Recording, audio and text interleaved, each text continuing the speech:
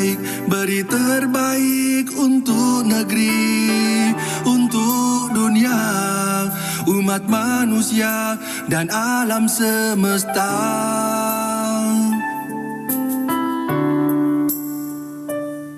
Mari bersama hadirkan masa depan dalam langkah dan pikiran agar selalu terdepan, berbekal ilmu dan jiwa pengabdian.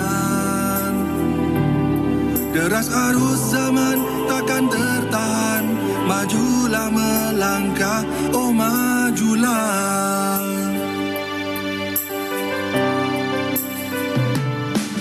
Kampus terbaik, inspirasi, tebarkan harapan. Kampus terbaik, inovasi, wujudkan impian. Kampus terbaik, integritas, kuatkan tujuan. Kampus terbaik, beri terbaik untuk negeri, untuk dunia, umat manusia dan alam semesta.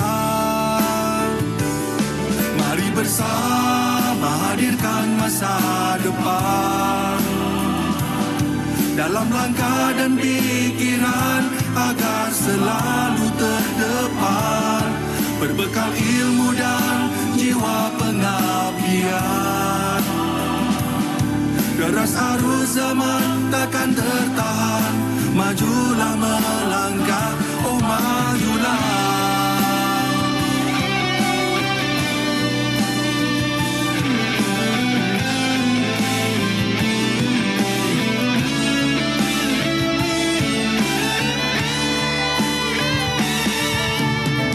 Terus berpacu dalam keunggulan, lincah pembelajar untuk kehidupan.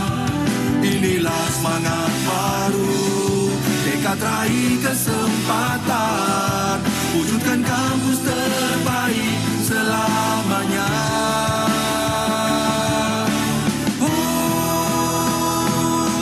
Mari bersama hadirkan masa depan dalam langkah dan pikiran agar selalu terdepan, berbekal ilmu dan jiwa pengabdian. Deras arus zaman takkan tertahan, majulah melangkah. Mari bersama hadirkan masa depan dalam langkah dan pikiran agar selalu terdepan, berbekal ilmu dan jiwa pengabdian. Deras arus zaman takkan tertahan, majulah melangkah, oh majulah. Wujudkan kampus terbaik selamanya. Wujudkan kampus terbaik selamanya. Wujudkan kampus terbaik selamanya. Wujudkan kampus terbaik selamanya.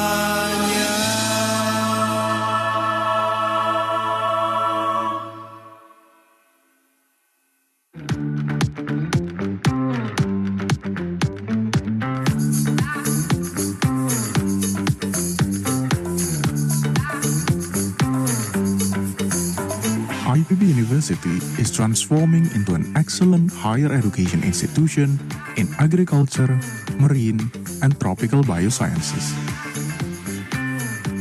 We are committed to strengthen the nation's dignity. We continue to move forward and become a leading university in Indonesia. Not only at the national level, we continue to challenge ourselves to be the best at the global level, and has been consistently increasing our global rank. IPB University has faculties and schools that offer various programs to create a generation of excellence. To provide quality education and the best learning experience, IPB University pursues to advance both national and international accreditation and certification. Listed as the most prospective contributor of innovation in Indonesia, IPB University has research centers that facilitate research in various fields. By innovating perpetually, we can elaborate a sustainable quality of life.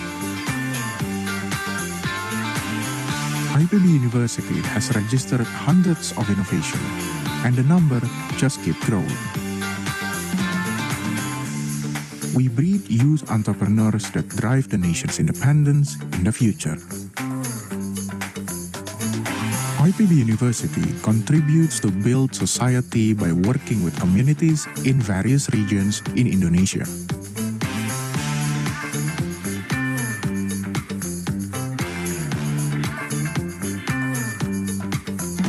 We are aware of the magnitude of collaboration in fostering innovative mindset to continue growing and developing.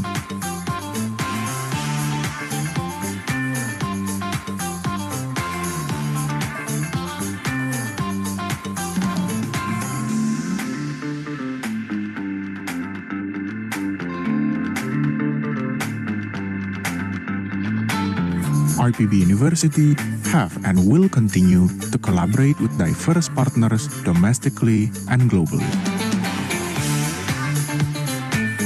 IPB University continually contribute at the global level, immersed in consorts of international research and education development.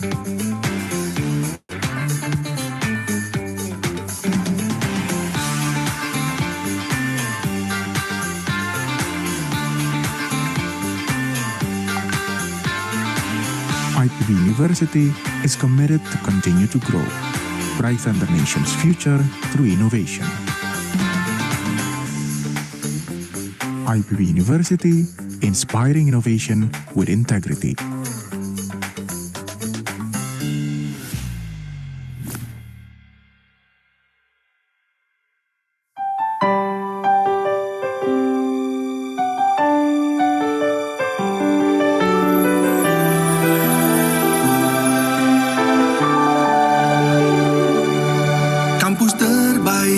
Inspirasi, tebarkan harapan.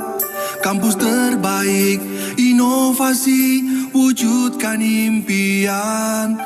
Kampus terbaik, integritas, kuatkan tujuan.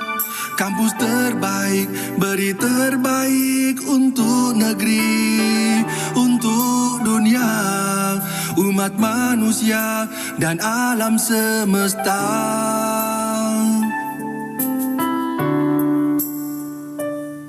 Mari bersama hadirkan masa depan dalam langkah dan pikiran agar selalu terdepan, berbekal ilmu dan jiwa pengabdian.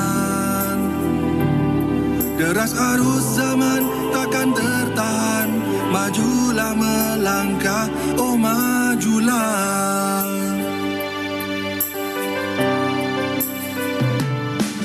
Kampus terbaik, inspirasi, tebarkan harapan.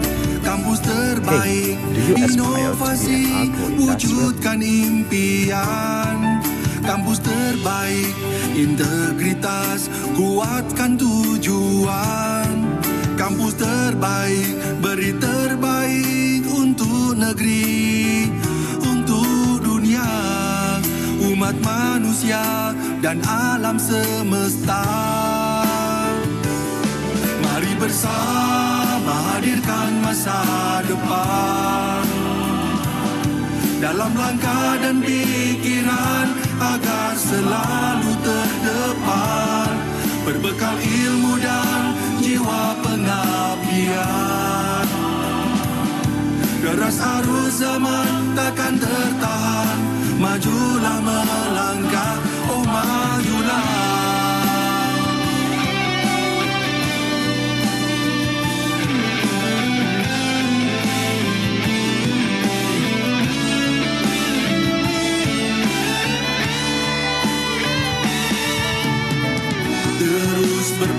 maju dalam keunggulan.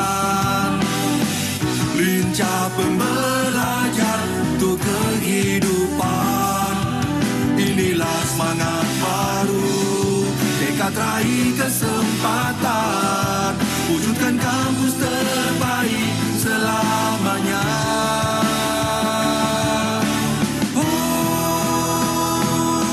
Mari bersama hadirkan masa depan dalam langkah dan pikiran agar selalu terdepan, berbekal ilmu dan jiwa pengabdian.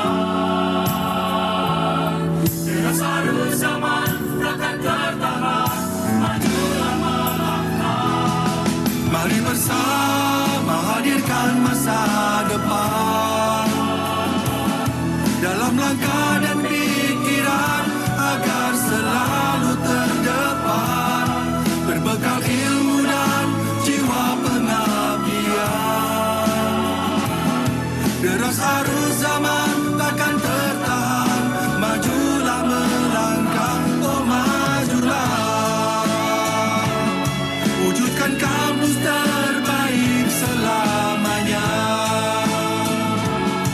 Wujudkan kampus terbaik selamanya. Wujudkan kampus terbaik selamanya. Wujudkan kampus terbaik selamanya.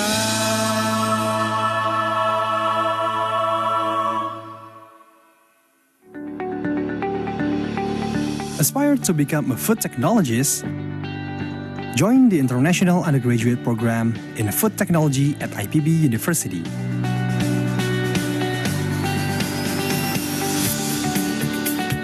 The program is held by the Department of Food Science and Technology at IPB University, the best department with the longest experience in agriculture-based food processing in Indonesia.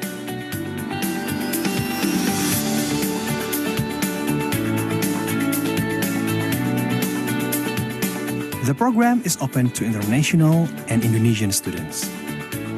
We designed the curriculum to cater the growing demand for food technologists with solid international perspectives. Our graduates have a set of competencies that meets the standards of the American Institute of Food Technologists and the Indonesian qualification frameworks.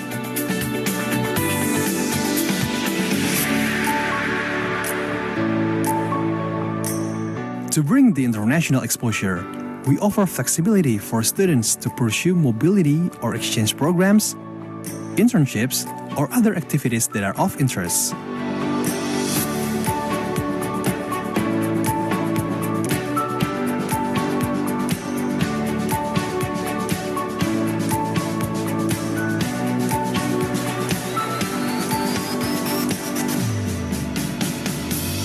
Enroll in the program now and be one of the brilliant food technologists.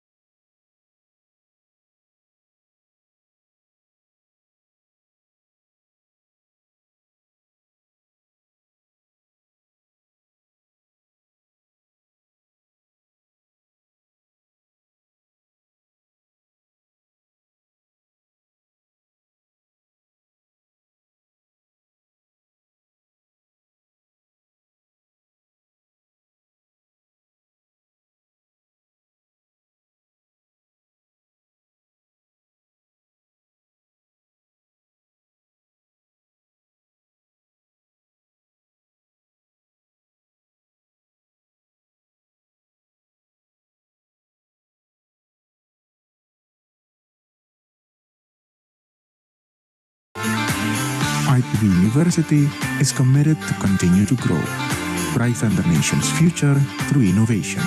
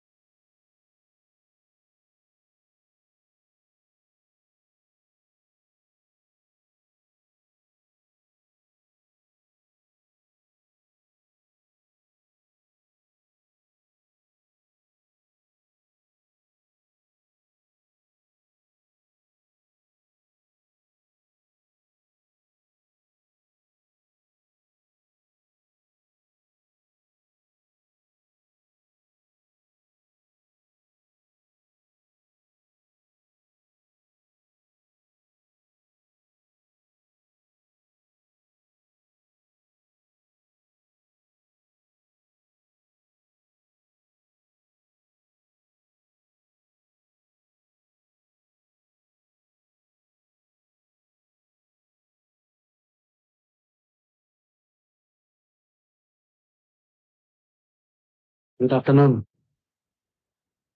Who is Good the afternoon. who is the chairman? Yeah, yeah. Sorry, we've got a technical problem in here, so Okay, we're okay. trying to fixing it. Sorry.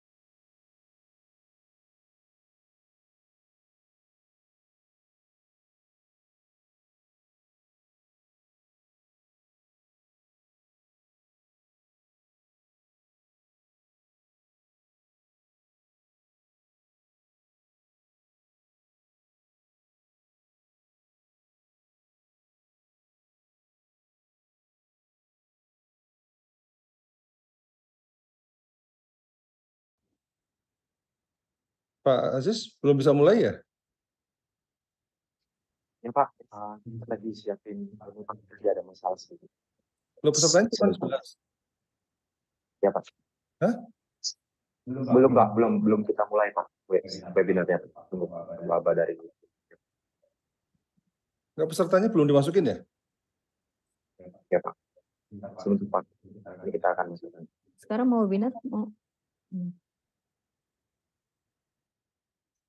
Recording in progress.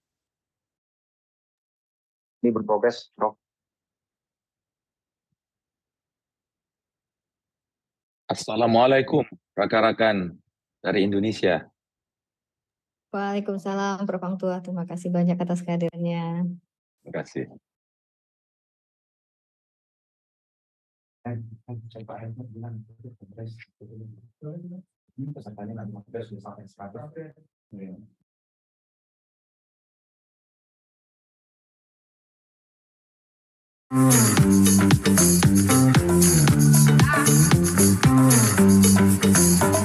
IPB University is transforming into an excellent higher education institution in agriculture, marine, and tropical biosciences.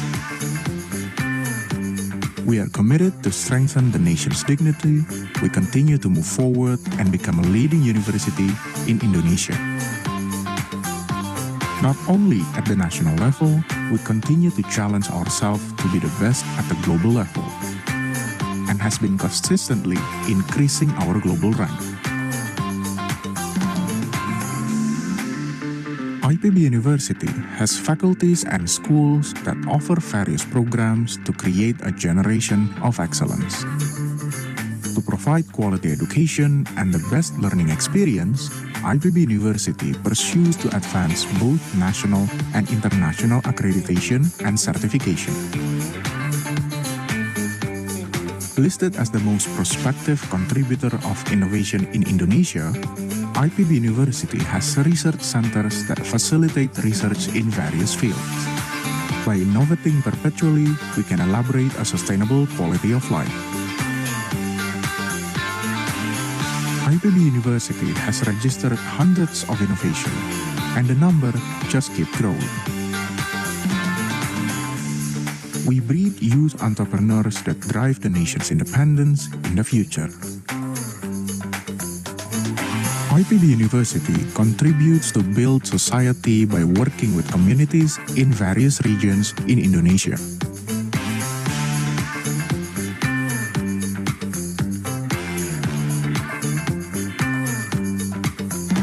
We are aware of the magnitude of collaboration in fostering innovative mindset to continue growing and developing.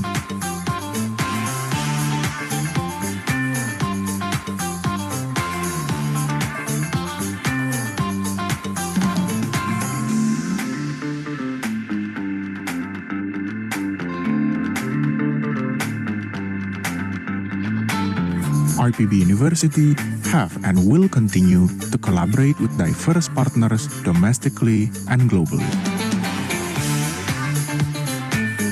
IPB University continually contribute at the global level, immersed in consorts of international research and education development.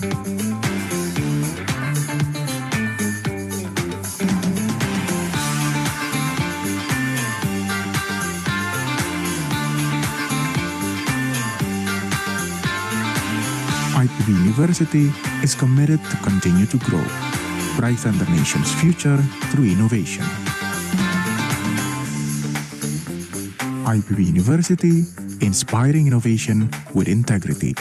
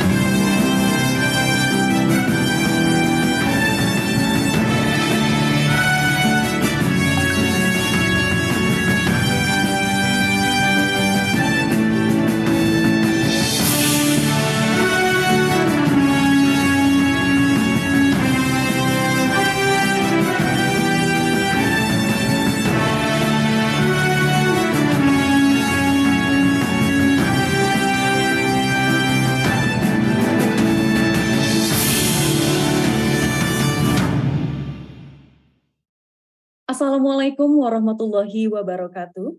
Good afternoon, ladies and gentlemen. Warm welcome from Bogor, Indonesia.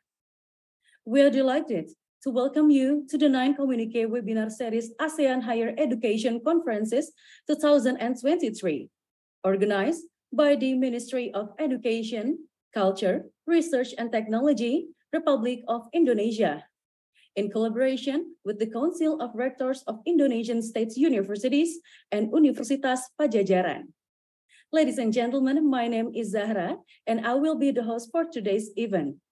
First of all, on behalf of the organizer, I would like to extend our warmest welcome to all the excellencies, Rector of IPB University, Professor Arif Satria, Chancellor of University of the Philippine Los Banos, Mr. Jose V.Camacho Jr., Ph.D., Deputy Vice Chancellor in Industry and Community Relation of University Putra Malaysia, Professor Tuah Baharudin, Vice President Soekarno-Hatta University Laos, Vongpasith Chanthakhoun, Ph.D., CEO of Ghanim International SDN Ph.D. Brunei Darussalam, Dr. Nur Rahman, and to Professor Dr. Aziz Boeing Sitanggang from IPB University as our moderators. Ladies and gentlemen, today we are going to open the 9th Communique webinar series ASEAN Higher Education Conferences 2023, and for a brief moment, would like to invite you to take a position and sing the Indonesia National Anthem, Indonesia Raya.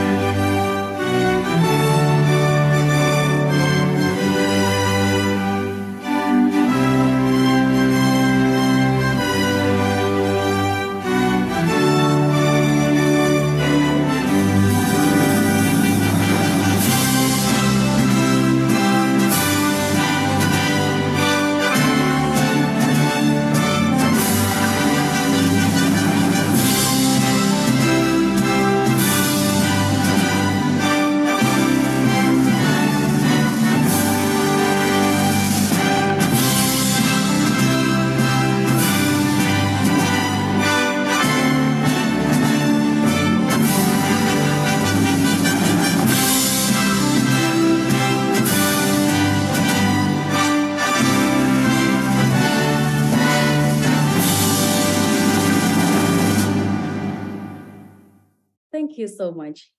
The Excellencies, Indonesia has the honor to serving as the chair of ASEAN for the 5th times. And in 2023, the chairmanship of Indonesia in ASEAN adopts the theme of ASEAN Matters Epicentrum of Growth. Indonesia will be held 10 Communique webinar series with journal theme A Catalyst for Growth. And today's webinar hosted by IPB University. And today's theme, it's food security and sovereignty. Ladies and gentlemen, now we're moving to the plenary sessions. Will be led by our moderators, Professor Dr. Aziz Boeing Sitanggang. Professor Aziz is a youngest professor in IPB University and also the Assistant Director of International Program Services Division, Directorate of Global Connectivity. And to Professor Aziz Boeing, time is yours.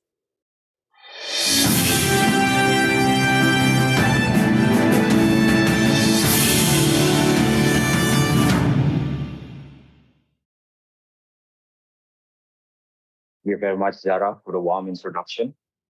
Ladies and gentlemen, once again, I would like to welcome you to the main session of the 9th Communique webinar, ASEAN Higher Education Conference 2023. I am honored to be your moderator for this insightful webinar. Today, we gather virtually from various corners of the ASEAN regions and beyond to discuss one of the most critical topics, namely food security and sovereignty. We have gathered a lineup of distinguished speakers for today who will be sharing their expertise on various topics related to food security and sovereignty, including sustainable agricultural practices. So let me briefly mention the names in here. For the first speaker, we have Professor B.T. Tuah Baharudin. He is the Deputy Vice Chancellor for Industry and Community Relations, University Putra Malaysia. And the second one, we have Professor Dr. Arif Satria, Rector of IPB University, Indonesia. The third one, Jose V.Camacho, Junior Ph.D., Chancellor, University of the Philippines, Los Baños. And then the fourth one, we have Vongpasith Chanthakhoun, Ph.D., the Vice President, Sopanuvong University. And the last one, we have Dr. Nur Rahman, the CEO of Ganim International Sendirian Berhad. Ladies and gentlemen, within this webinar, there will be 5 sessions scheduled that you will not want to miss. Each session will last approximately 15 minutes and will be followed by a short Q&A session. We encourage participants to ask relevant questions related to the topic through the Q&A feature in your computer. The question, of course, will be directly answered after the presentation is finished of each presenter. So once again, please state your name, the name of the speaker to whom you intend to address your question. Without taking further ado, ladies and gentlemen, I am pleased to welcome our first speaker, Professor B.T. Tuah Baharudin. He is the Deputy Vice Chancellor for Industry and Community Relations, University Putra Malaysia. He got his PhD degree from Liverpool University, United Kingdom, majoring manufacturing, engineering, and industrial management. He is Associate Professor of Mechanical and Manufacturing Engineering. Today, he would like to talk about enhancing research on agricultural sustainability, support academic and student mobility among ASEAN higher education. Professor Tuah, the time is yours.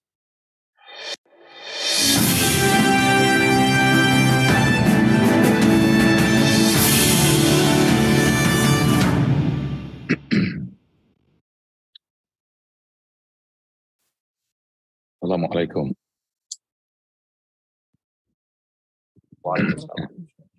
Thank you. I think thank you for IPB for inviting me for this talk. I do excuse myself because of I was slightly sore throat, so do forgive me if your my pronunciations are a bit unclear. I think the presentation material is actually with the organizer. Right. Thank you once again. Today I'll be sharing a bit of what UPM have done and what UPM are actually currently going through, especially in enhancing the research on agriculture sustainability, which supports our academic and student mobility among higher education. Next, please. Right. I'm just sharing some of the information that we have currently within Malaysian self-sufficiency ratio. If you can see there, I think we have about only 19 items that we are producing more than 100%, and the rest of our food sources are actually less than that. And then it is made more prevalent during the MCO, during the lockdown, during the COVID time, where when only essential services are allowed to operate, then we realize that how much dependent we are on imports. Due to also high raw material costs, our imports on feedstocks for animals as well as planting inputs such as fertilizers are in the increase, so that we know this in the long run would not be able to, if we continue this trend, we will be having a problem in terms of our own food sovereignty. Next, please. So what do we do with this? As the country is looking at how do we address this issue in terms of the economic structure and then also in food sovereignty. So in the national agenda, we have 15 key economic growth that we're trying to address. And then several projects along the line so that by 2030, so we would have addressed some of these issues. And then these are being done through R&D, through talent development, and through international and industrial partnership. So this is a key where we are having this discussion today. And stewardship, sustainable policies and practices, these are all things that we are being asked to look into. And then how do we combine all these factors so that we can drive the agenda so that we can have a better economic growth and sustainable development moving forward. Next. So the issue now is when we talk about agriculture and then agriculture for sustainability, and we also look about food sovereignty. We need to understand that in the current climate and changing climate scenarios, we need to build resilience and self-sufficiency within one country. Just to share with you that, more than 2 billion people suffer from food insecurity. And then while we're having that, we also have a problem whereby in most of the developed countries, 1/3 of our food are actually either lost or wasted due to our current practice of how we handle food. Yeah. And then, the statistics shown that around the world, how many people are actually undernourished, and then even overnourished, overweight. It's not necessarily overnourished, but overweight. There's more than 2 billion people. Unfortunately, probably I'm one of them. And also we have a concerning and also more challenging issues whereby we have children under 5 which are overweight. There's 40 million of them. So this imbalance in terms of growth are actually something that we need to look into. On the second part of it, we understand that livelihood in agriculture must be considered as moving forward. How do we change that? So our farmers, our agricultures are actually living in a more dignified, more sustainable, more equitable playing field when they're producing for other people, right? So these are also some things that we need to look into. Agriculture employs over 1.1 billion people. And then in some areas, the wealth distribution coming from agricultures are not balanced, okay? And again, the next stage is we have issue with, everybody's talking about United Nations Sustainable Goal, or moving forward, how do we need to address that?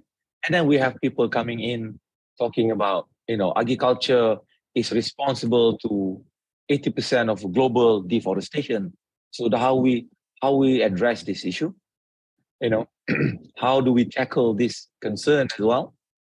And then food system release 29% or nearly 30% of global greenhouse gas. How are we handling with this? Try maintaining food security, food sovereignty. In the same time, we are giving this negative impact to the environment. And worse still, in some countries, agriculture accounts for more than 70% of freshwater use. So again, this is also a big issue whereby, in certain nations, water is a scarcity. There's not enough of it. And there's a lot of energy used to produce clean water. And yet we are using this for agricultural practice, which may not be as efficient as it is. So we are using more than it should be. So these are some of the impact in terms of what we try to move in one area in terms of producing food for our own nation, it's also giving impact in the global scenario in terms of sustainability. Next one. So what do we do with this? So in UPM, these are the three factors that we are looking into.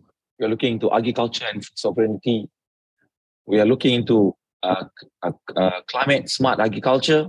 So we are producing variety of grains which are resilient to changes in the weather system, such as drought, submerged in water, or disease tolerance. We are developing a frontier technology in agriculture. So using minimal input, minimal water consumption, and things like that. Okay. And the third is actually, how do we empower new and younger generation population into farming?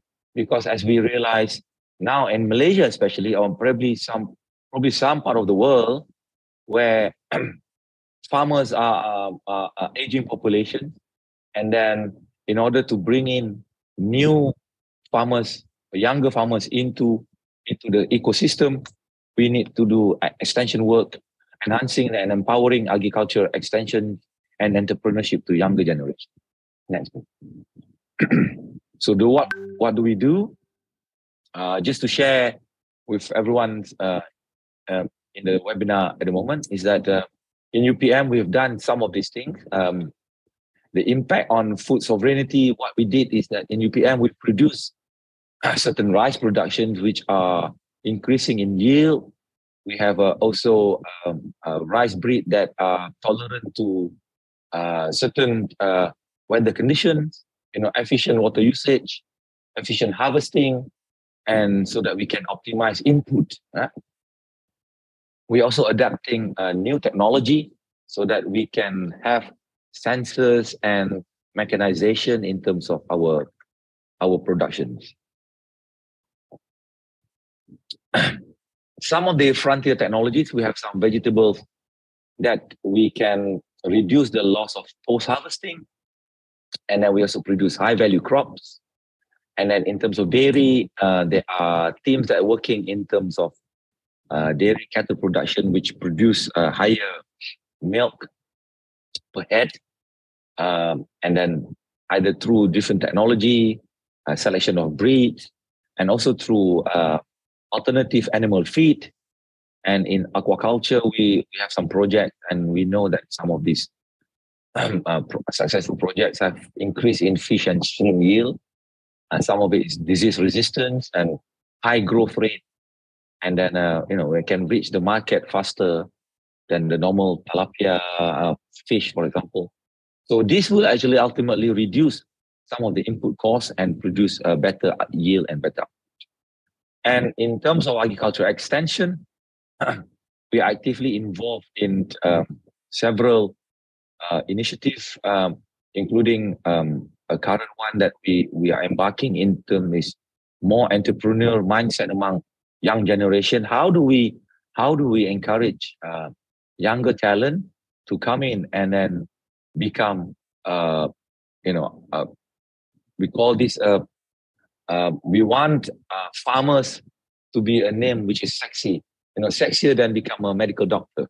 So these kind of things need to be embarked and then need to be put in the mindset of younger generation.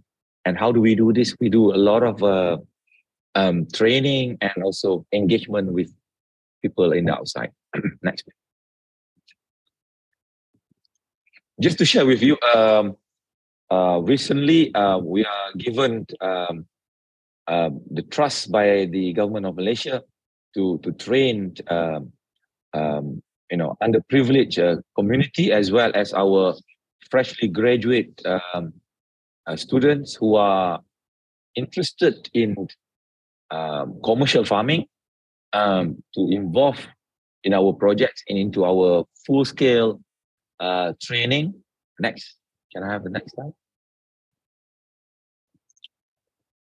So, because this is a serious project, because we are using the funding to produce the proper infra for modern farming, and then from that we will train about 130 high technology agripreneur within 2 to 3 years. So they are actually operating within our ecosystem as entrepreneur themselves.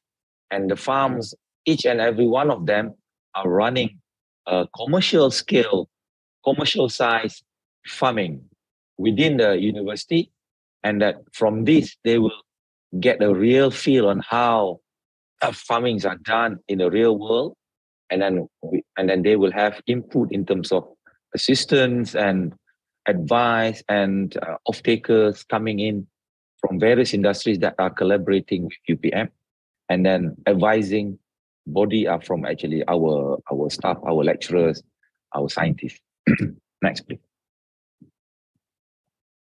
So we have done this in the past, and then we know that this incubator program will then actually yield a better from. In the past, we have done this, and then we know that 38% to roughly about 40% become agripreneur themselves, where the 60% remaining are actually being absorbed into workforce within a specific agricultural industry. Next. And then why UPM? Because the government understood that we have the complete agricultural ecosystem. We do a lot of this research can be complemented and then assist the industry. And then to convince the industry further, what we are now doing is that we will showcase some of this technology within the training facilities that we embark with the government, so that it will build more trust, so that this is another step where we would like to ensure we can produce some of this input for agriculture, input for aquaculture ourselves. So, and then reduce the dependency of importing some of these input costs, input products. Okay, just forward this one. So this is just some of the risks which what we realized this, and then we've shown this to the government in order for us to make things successful. So we need to share some of the risks together with our farmers. We cannot just rely on the farmers.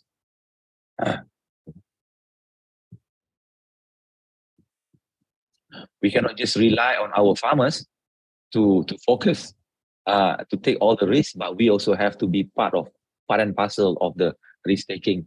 Then only we will have a successful business model. Next, please. Just quickly looking into what do we do in terms of mobility. We've related to to agriculture and others.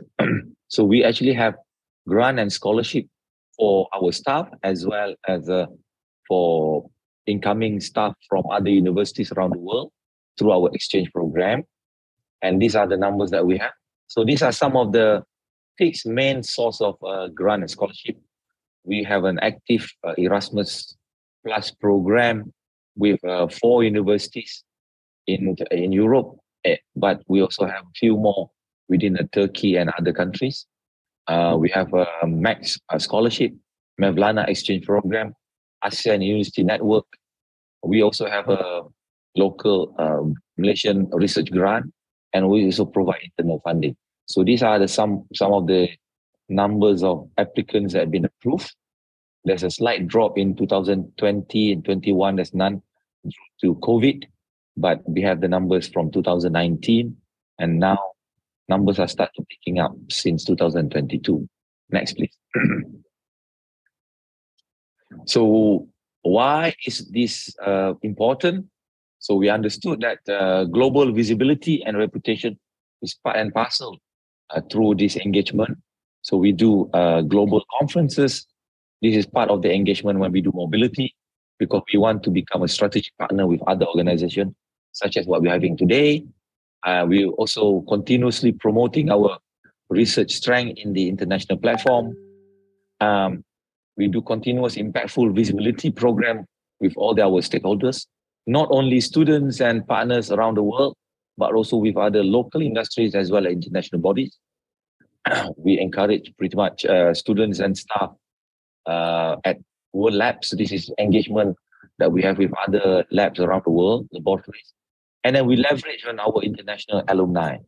Just to share, I'm happy to say that UPM is having, if it's not the first, we are second of the two top universities in Malaysia that have the most number of foreign international students coming and study with us in Malaysia. Thanks, please. So our mobility program for students, for example, we have we have 1,600 over inbound, and then people coming from all different countries, and then we also send our students out. We have about 1,200 students going out. These are on the annual basis. So we have all the different summer program, internship, and research attachment for our students, other undergraduate as well as research attachment mainly for our postgraduates. And then we also do semester exchange, academic visits, and workshops. So these are some of the countries that we have mobility students coming from various different countries. Next. And these are the actual numbers within the last 5 years. During COVID, we did that through virtual, some of it in virtual visit, but in the early stage of 2020, we still captured some of it physically.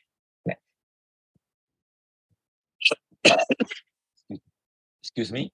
So just to share, these are some of the top 5 countries. Obviously, top 5, Indonesia, our closest neighbor. I like to call it brothers and sisters in Indonesia. So I think it's the nearest.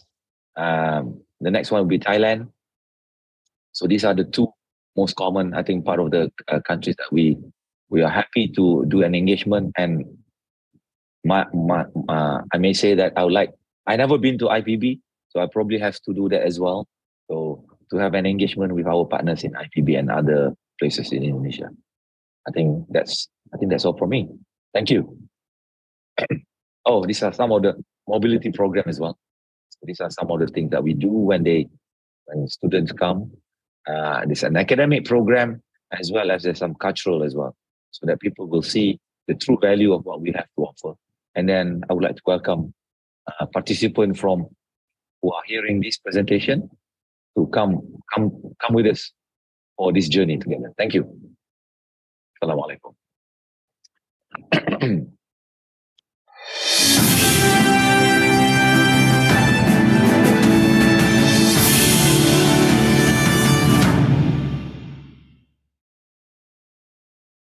Very much, Professor Hang Tuah, for your very nice presentation. I'm really sorry because we are over the time, so I think we would like to continue for the next. So next, I would like to introduce our esteemed speaker, Professor Dr. Arif Satria. Professor Arif is the Rector of IPB University, Indonesia, for the 2nd period. He obtained his Ph.D. degree in Marine Social Science from Hiroshima University, Japan. He is the Professor of Political Ecology. Today, he would like to present regarding the socio-techno-entrepreneurial program to support sustainable agriculture production and food security. Arif, the stage is yours. Thank you.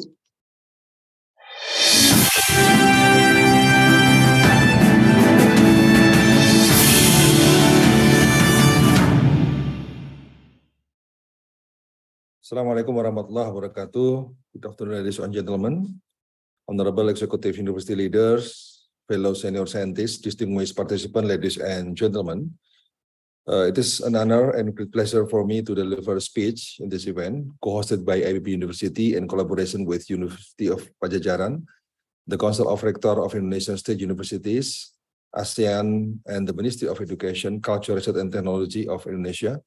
At this very good moment, I would like to extend our warm welcome, especially to distinguished invited speakers and all participants in the 9th meeting of Asean Higher Education Conference 2023 webinar series discussing about food security and sovereignty.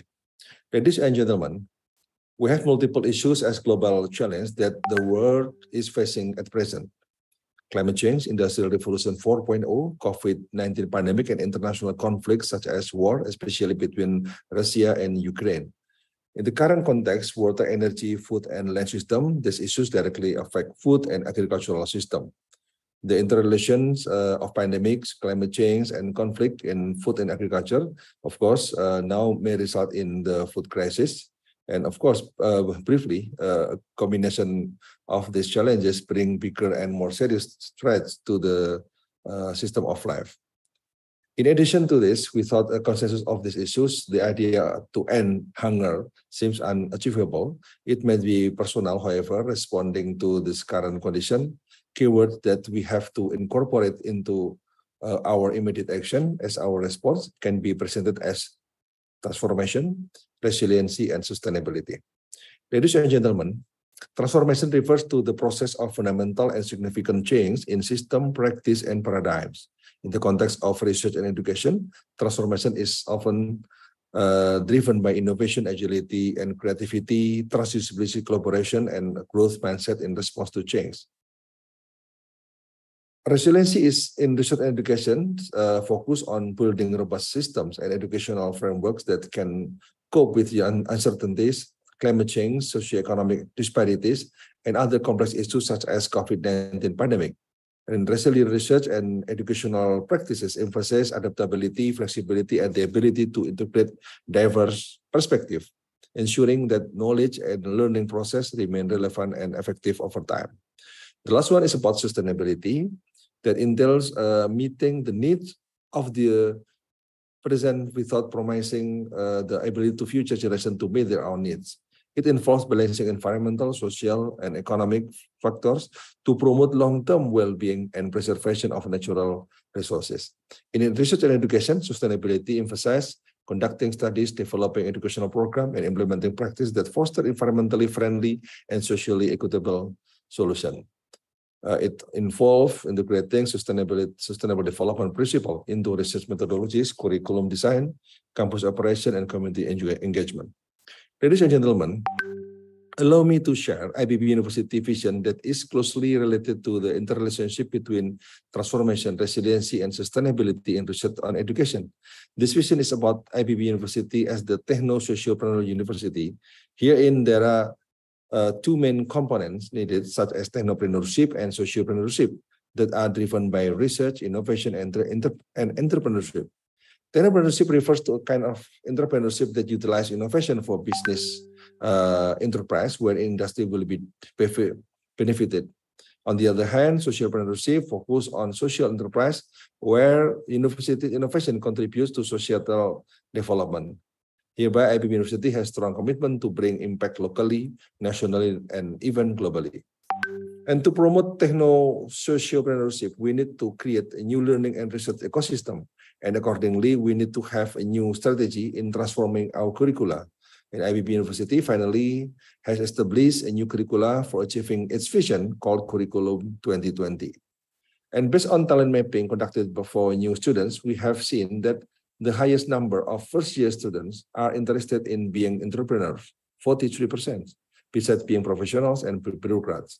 Seeing this fact, we design our curriculum to meet the students' need, and as we can see from this figure, to become both techno or sociopreneurs within 4 years, students are brought into entrepreneurial ecosystem, starting with awareness and development idea, and business planning, business mentoring, and business incubation.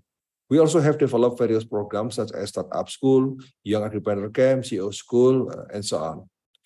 Ladies and gentlemen, as Techno-Sociopreneurial University, IPB University strongly believes that innovation is a key to national development.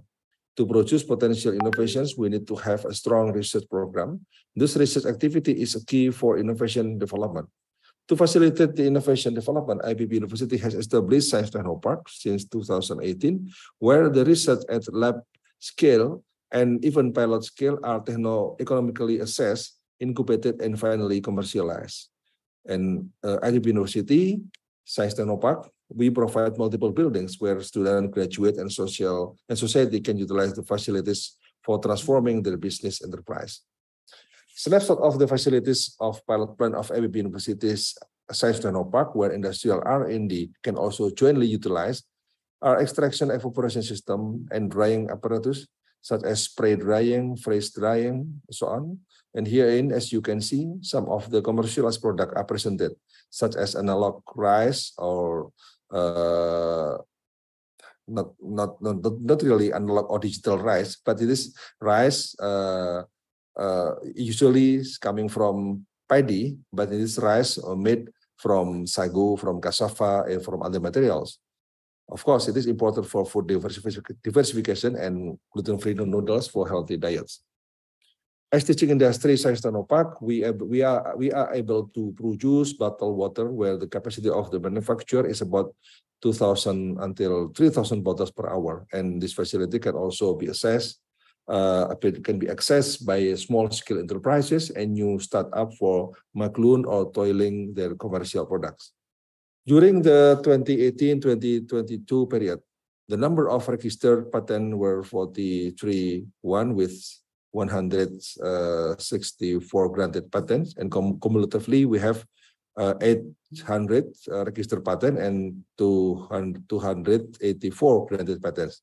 This cumulative achievement of IPB granted patents reached 34%.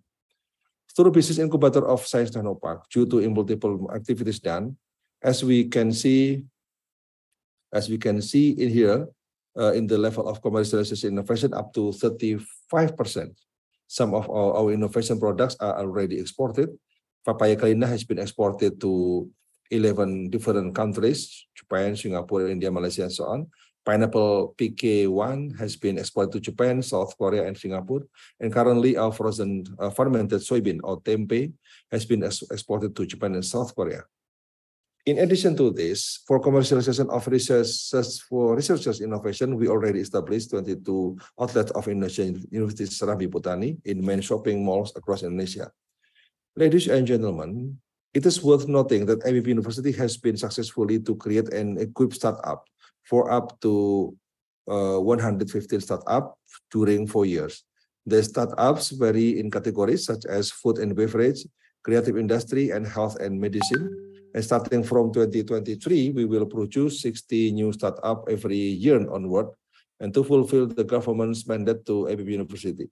Not all universities in Indonesia are receiving this mandate. The business incubator mandate is only limited to the universities with certain capacity in producing innovation. Additionally, the success rate of the nurture startup at IPB University Business Incubator is up to 70%.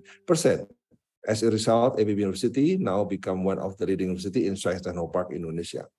As a technopreneurial university, we are proud to mention that IPB has received many awards, such as Presidential Award and other awards coming from Ministry of Health, Ministry of Law and Human Rights regarding the innovation and startup developed from IPB University. Ladies and gentlemen, as I have mentioned before, IPB University is also progressing to be the sociopreneurial university, and we have created community learning center at IPB University, such as One Village, One CEO, Precision Village Data, and Community Farming School, Agribusiness and Technology Park, Tani Center, IPB Innovation Valley, and other community outreach. And through all these activities at Community Learning Center, IPB has reached out, contributed to and nurture 4,200 villages within 29 provinces in Indonesia. Ladies and gentlemen, one of our flagship activities in Community Learning Center is One Village, One CEO program. IPB actively facilitates students in contributing to village development through the OFOC program. This program aims to modernize agriculture and in villages by using an empirical approach to explore their potential. It focuses on sustainable management based on scientific principles and encourages community capacity building for innovations. The program promotes the participation of young people in exploring agricultural potential, resulting in high value and exportable agricultural products. For example, through OFOC program, coffee farmers in West Java has been able to export their products to 8 countries, while animal farmers who produce composting soil have successfully penetrated 11 countries. In fact, this OFOC program is expected to enhance the interest of young people, improve process efficiency, and make IPB graduate more competitive. It is worth mentioning that President Joko Widodo has expressed appreciation for this program and support its broader development, aiming to realize Indonesia's advanced agricultural aspiration in more villages. The other contribution of IPB is about Agribusiness Technology Park. In this ITP is an advanced agricultural facility with around 6-hectare organic farming area, and it addresses the community's need for healthy food using advanced agricultural technology. In ITP IPB provide business support facilities, including nurseries, greenhouse, plantation, and packaging area. As a business unit, ITP collaborates with partner farmers to produce high-quality organic vegetables. ITP produces vegetable seeds and distributed them to the partner farmers for cultivation.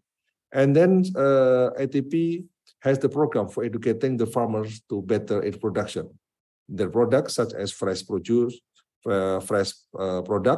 are purchased by IPB and marketed to 54 premium supermarkets in Jakarta. In addition to farming, ITP offers agroecotourism tours for students and public visitors, and I think it is good as the agricultural campaign for young people. Ladies and gentlemen, IPB continuously promote regional approach to tackle the global problem through education. Starting this year, and IPB established accepted new student for smart agriculture. This is for undergraduate programs. It's not for graduate. And this new program is open internationally and will be delivered in English. 4 years program applies international education standard in field of precision and intelligent agriculture to oversee agricultural transformation and accelerate the diffusion of technology to society. Also, the program offers a robust and flexible curriculum that allows students to engage in the learning process and design their own success. And the curriculum is designed to achieve the expected learning outcomes. It is to introduce corporate skills for agriculture that is sustainable and adaptive to climate change. Of course, that the course covers a basic understanding of agricultural science and the use of IoT, instrumentation, automation, spatial science, and other relevant tools. Ladies and gentlemen, I have shown briefly to all of us how IPB transformed to be techno-social university in order to respond to global challenge, especially in Indonesia, and to overcome the issue of food crisis. Through this webinar, we believe that through collaboration, we can adapt, change, and correctly respond to the global challenges that we're facing at the moment: climate change, Industrial Revolution 4.0, COVID pandemic, international conflict. We hope we can create transformation, resiliency, and sustainability through partnership for future food system. Once again, I'd like to thank the organizing committee for this invitation, and thank you very much for your attention. And I'd like to give back the time to moderators at this session. Thank you very much. Assalamualaikum warahmatullahi wabarakatuh.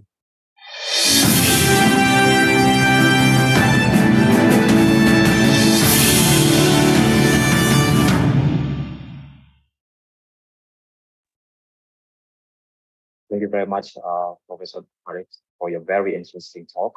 So, ladies and gentlemen, I think we would like to enjoy a teaser video first before we continue our program. Please.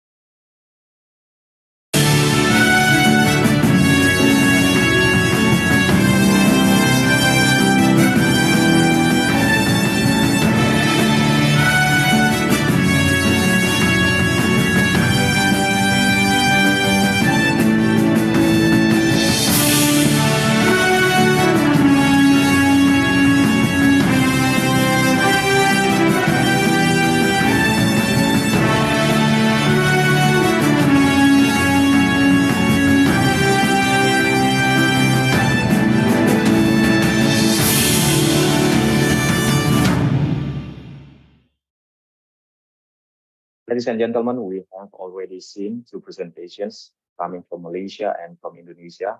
But before we continue our webinar, I would like to remind us once again that we encourage participants to ask relevant questions related to the topic through the Q&A feature in your computer. The question, of course, will be directly answered after the presentation is finished. Please state your name and the name of the speaker to whom you intend to address your question. So next, we have our next speaker.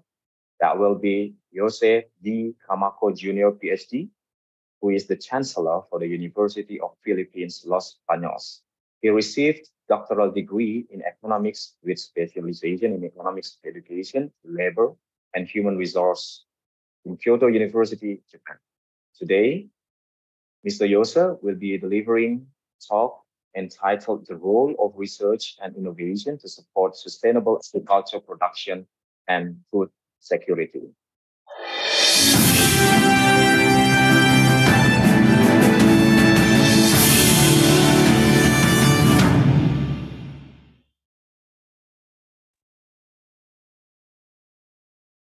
Hi, good afternoon.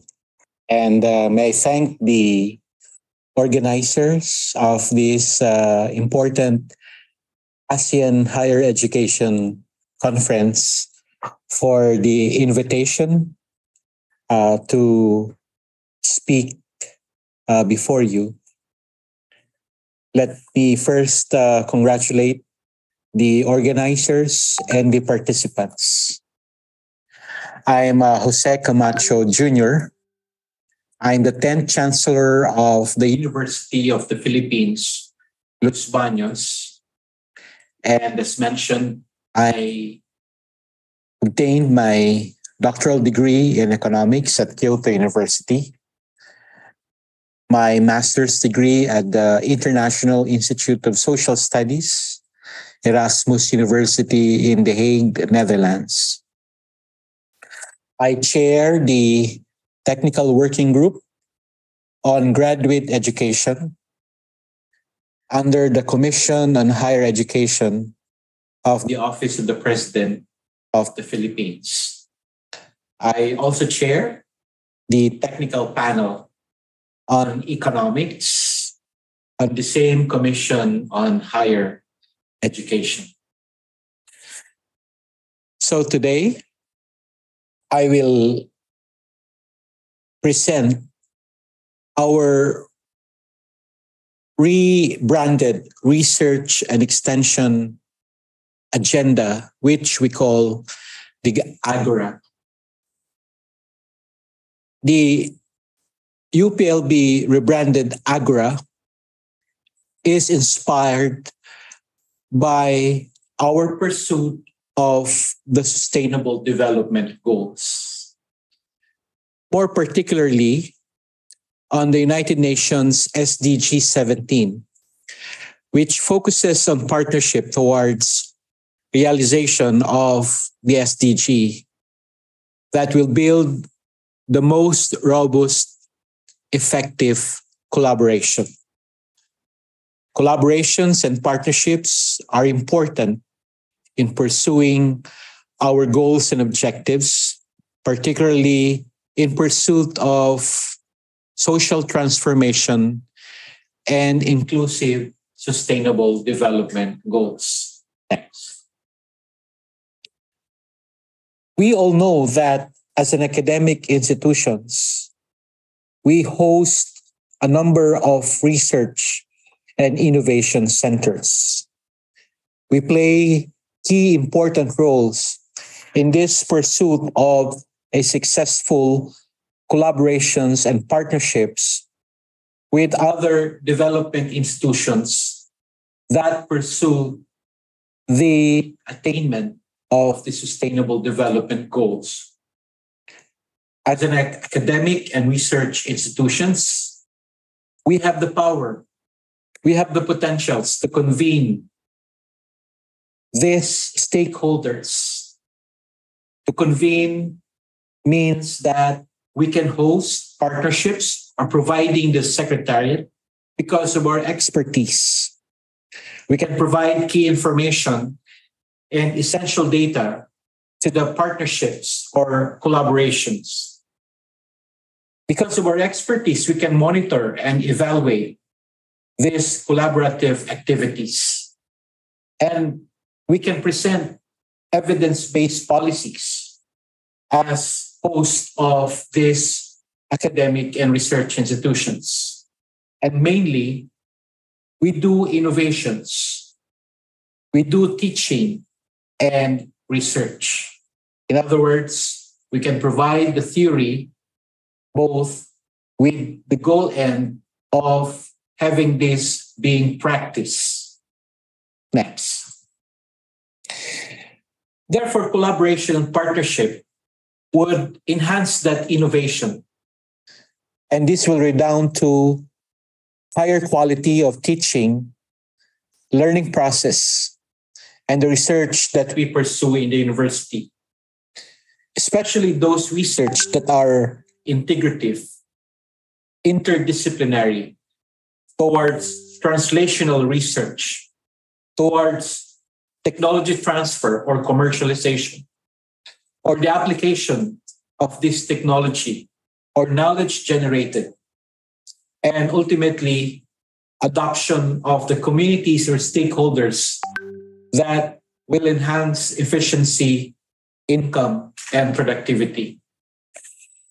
In other words, this innovation will enhance or enable a conditions of a conducive ecosystem for innovation.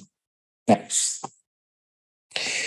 In UPLB, as I mentioned in the early presentation or slide, we have crafted, during the height of the pandemic, a research and extension agenda, which we call the Agora. Agora is, in Greek, means marketplace. But for us, Agora, which is our rebranded research, extension, and innovation agenda in UPLB, this means that we will contribute into accelerating growth through one research and extension in action. Next.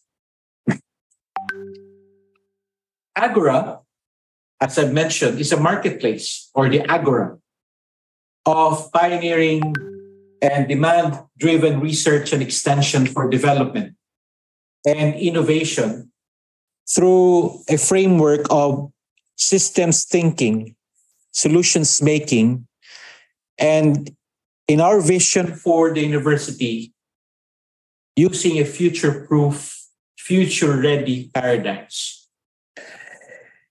It has 4 pillars. The Agora has 4 pillars. Food security, next is on One Health, and then resilience and sustainability, future communities and institutions. Next.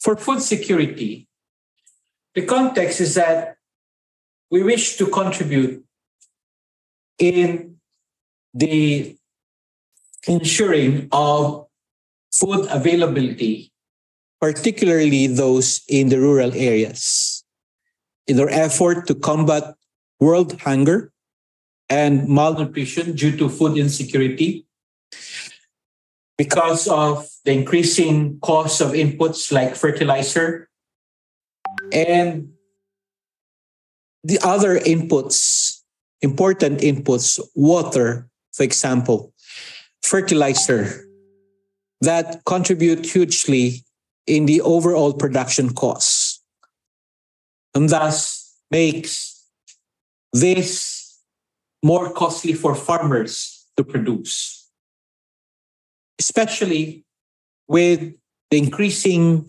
population, not just in the Philippines, but in the region or in the world as well. Next.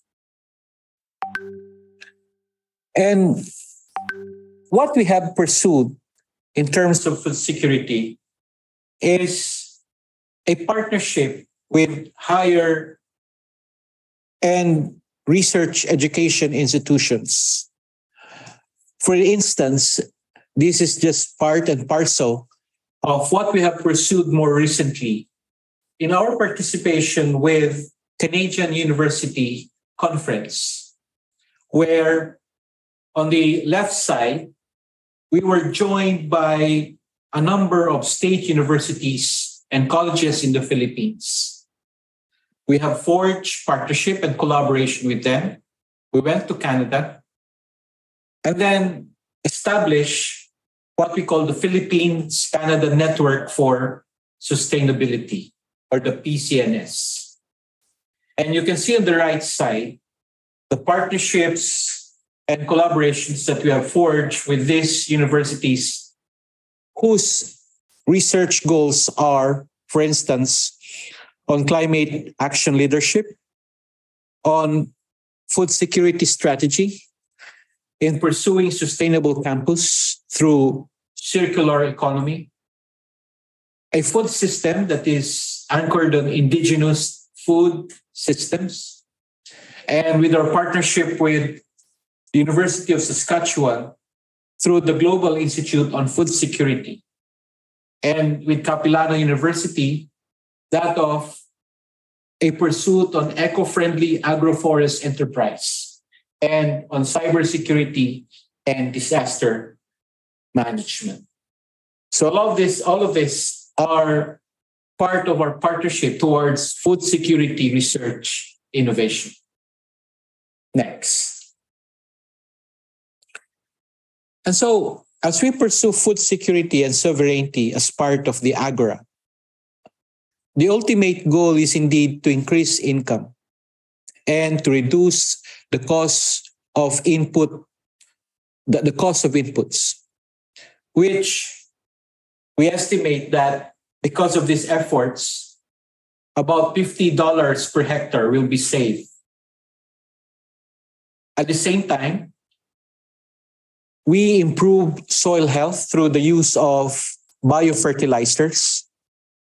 This BioN, a biofertilizer, is one of the innovations that our scientists and researchers have done in the past years that will ultimately increase yield, enhance shoot and root growth, the health of soil, and would ultimately enhance crop resilience. Next. And our food security efforts on innovation, on food security and sovereignty research, it's a focus on a strategic action towards a grand pivot to agriculture. Next. And these are the implementing framework of the grand pivot to agriculture. As you can see, in the core are the basic inputs, seeds, biofertilizer, and water. And you can see at the outer core are the research trusts that will enable this grand pivot to agriculture. Next.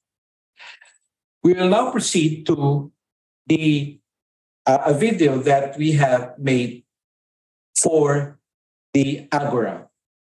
Next. Please watch this video.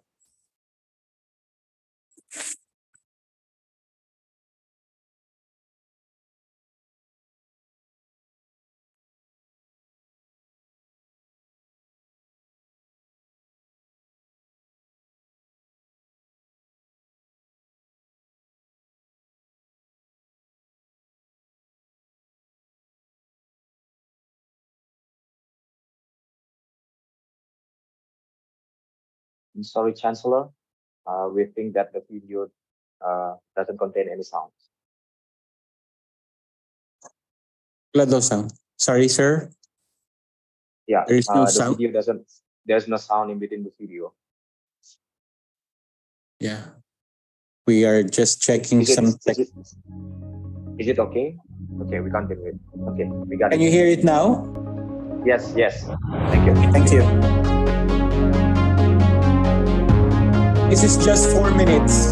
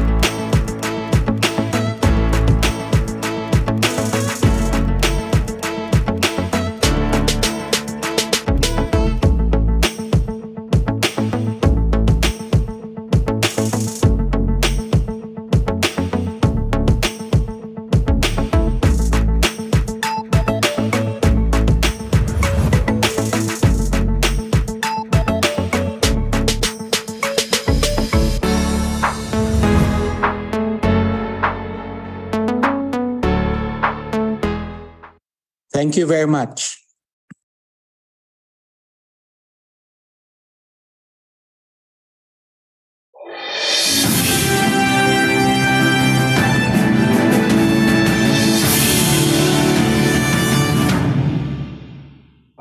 Thank you, Mr. Camacho, Chancellor. Thank you very much. Terima kasih, Pak Hang Tuah. Thank you, Rector of IPB University, Prof. Arif. Yeah, thank you very much for your very nice presentation, Chancellor Jose. But I would like to ask just a short question. Actually, how long has this initiative, this Agora initiative, been launched, and what are the common, let's say, bottlenecks when we first launched this Agora initiative? Please. This is now being implemented for about nearly 3 years now, but it took us a year to complete the consultation with our stakeholders. It's not just about thinking of the framework, but before the framework, before the key 4 pillars, the definitions, there were massive talks and consultation with the whole university and with external stakeholders that we have. And that it took us about 6 months, and then refinements to again the next 3, up to its launching to another 3 months. So it took us a year. Because we wish to target all the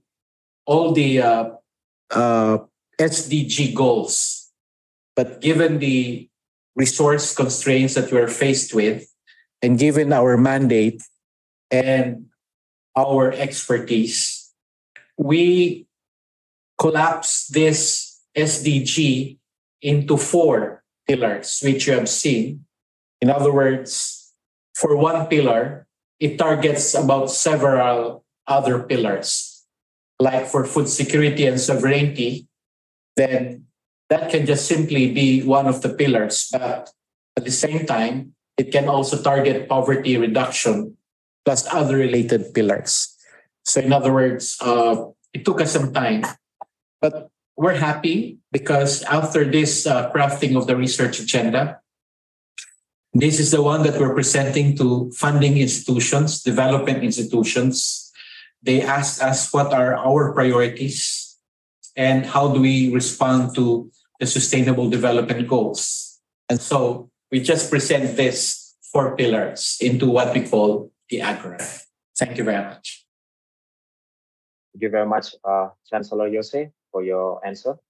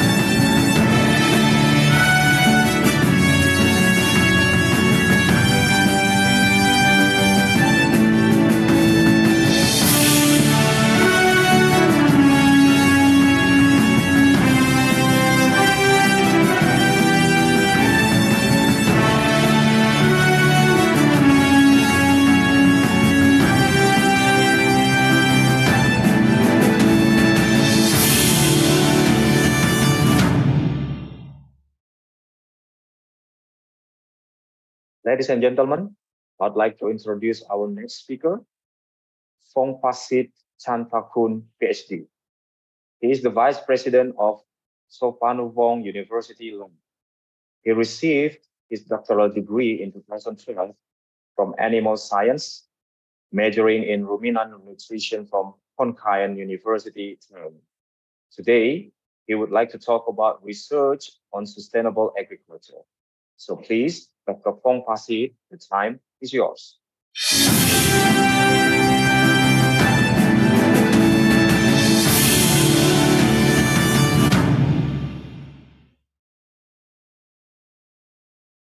Okay, thank you. Thank you, the organizer, and thank you for inviting me to this conference. The first of all, I would like to say that now I am in Thailand, so during another meeting also, so I have very short time. But anyway, I try to do my best for in my title. The first, I just knew that the name of the Asean Higher Education Conference and and my title. So on the research sustainable agriculture in Laos. So for the food security and sovereignty, I just see really only 2 days. So I'm sorry about that. Actually, I have a lot of information about the food security. Anyway, I will talk about the research on sustainable agriculture in Laos. The first slide I would like to introduce you about the Laos. So next, please. Yeah, in Laos we have 8 province, and and we have 148 districts, and also the Laos. We are in the landlocked, so we try to do the land link. That's why we have the railway from the China just finished last 2 years. I think now it's very convenient to us to go from the Vientiane to Vongpasith or to the China. The more than 60% of the 7 million people in Laos, so they live in the rural area, and the 80% is the farmer, and that you said that a lot of things is modern, but in Laos is still, traditional. That's why the money in Laos you can see in the news that we are very top in the ASEAN, so but we still can live. And the farmer also, they have the farmer size of about 2.4 hectare per house. Next.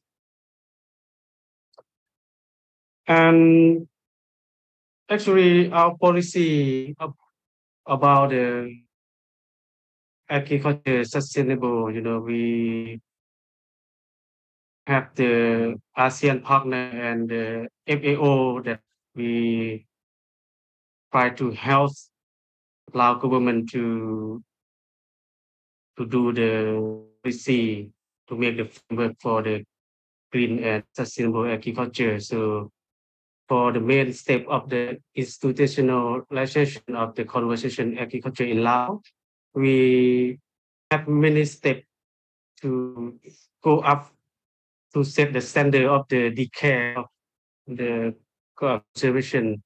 The first in 2004, that National Agriculture Ecology Program, they have been run, and then they make the one of the decay for promote the conservation of the agriculture, and after that they have to develop to another ecology in the 2007.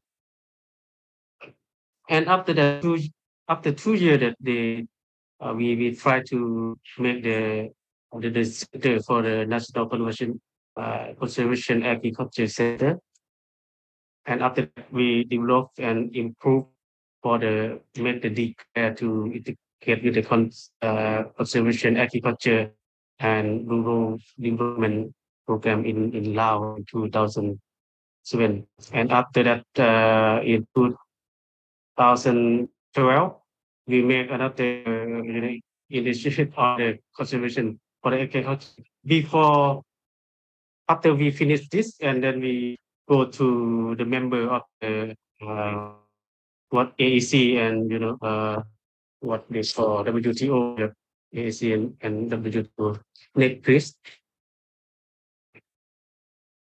And another one is the step for the organic agriculture that we try to develop because a lot of the problem after we open the country, a lot of the pesticide that they use the chemical, and we try to make the declare about organic of agriculture standard.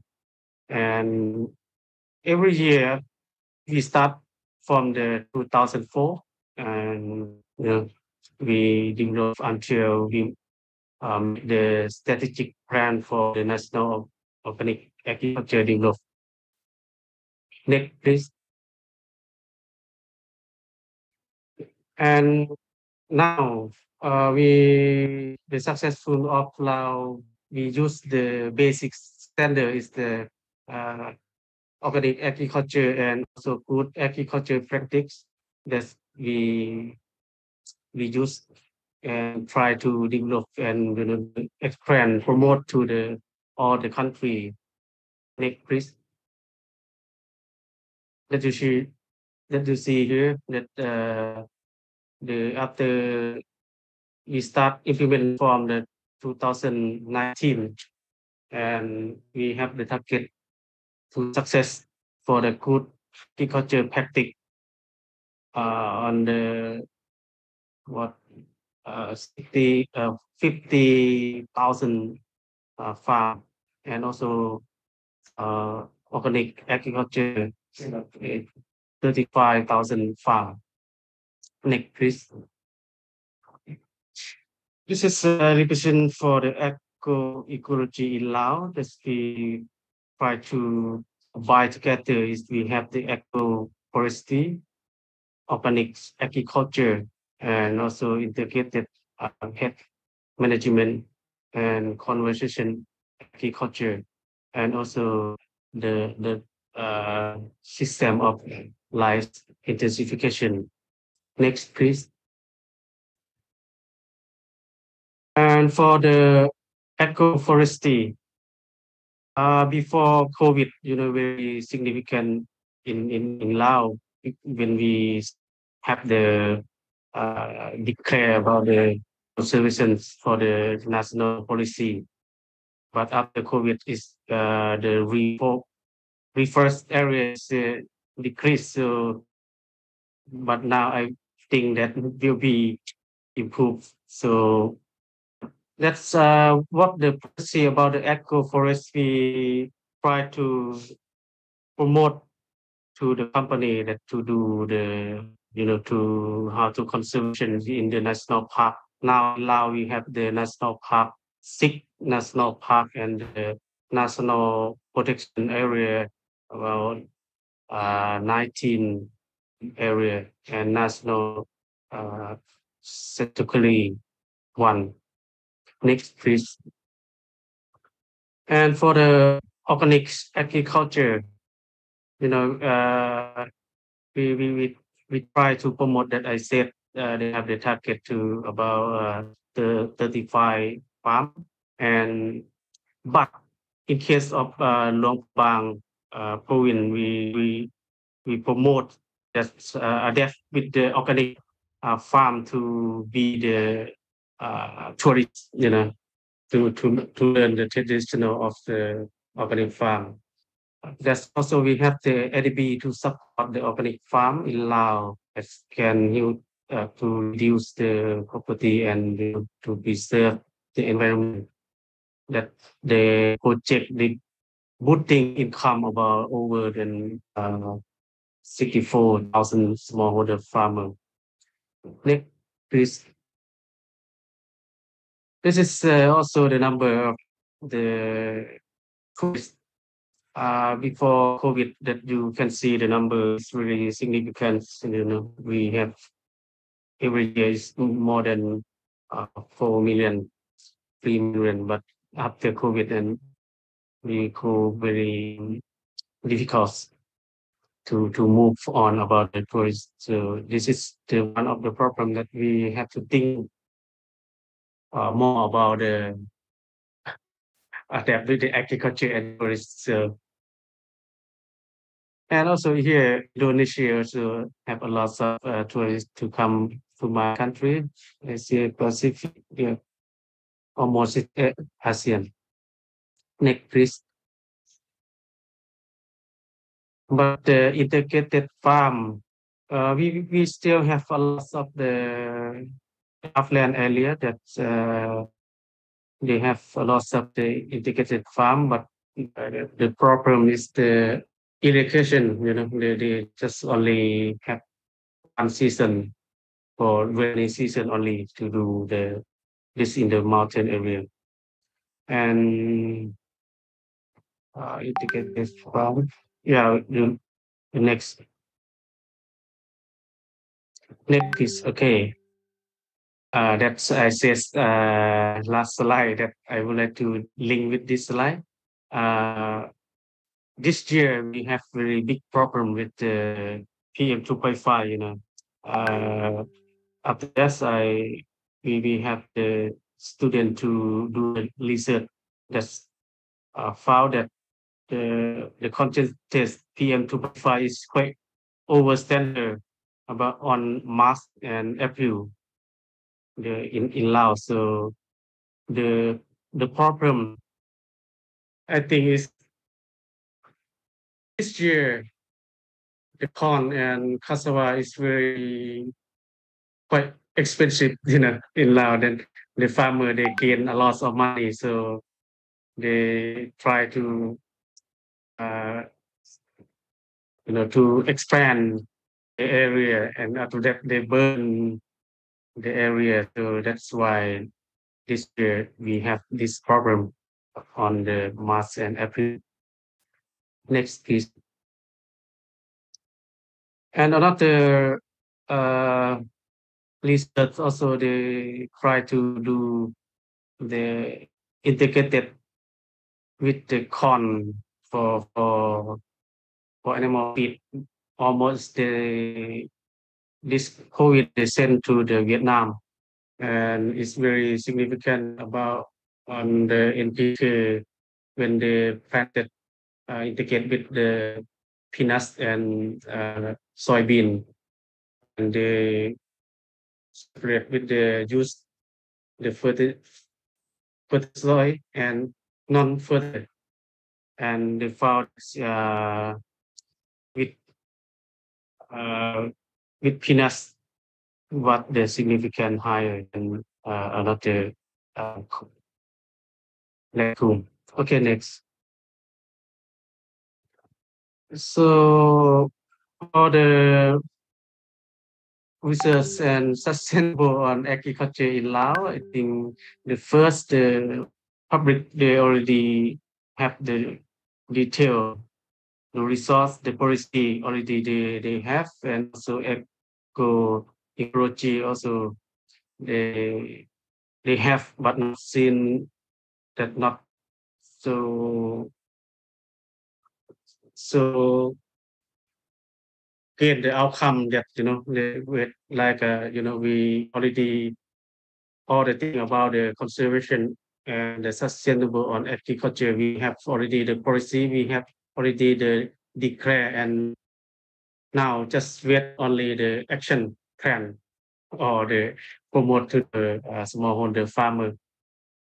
Anyway, this is all of my presentation, but I would like to talk about my university on the food security a little bit, because I saw another presentation talk about the entrepreneurs. So in Suphanawong University in Laos, we also have the entrepreneur subject that we add to the all curriculum in Laos. So this is really new for us. I'm very interested with the Professor Hang Tao.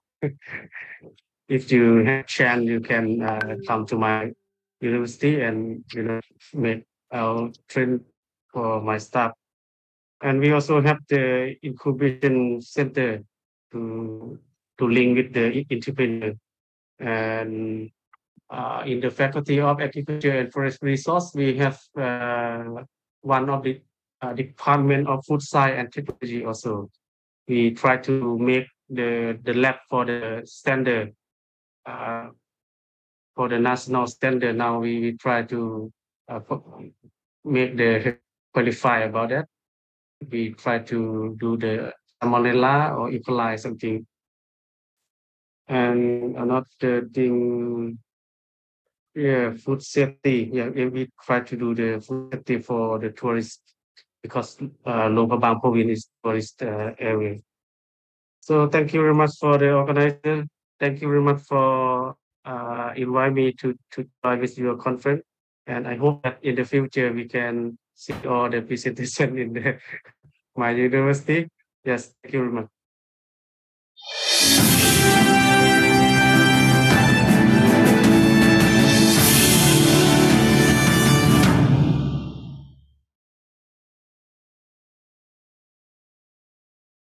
Thank you very much, Dr. Vongpasith, for your nice presentation. I think your presentation is on time, or I would like to say in time. So I think I would like to ask one question.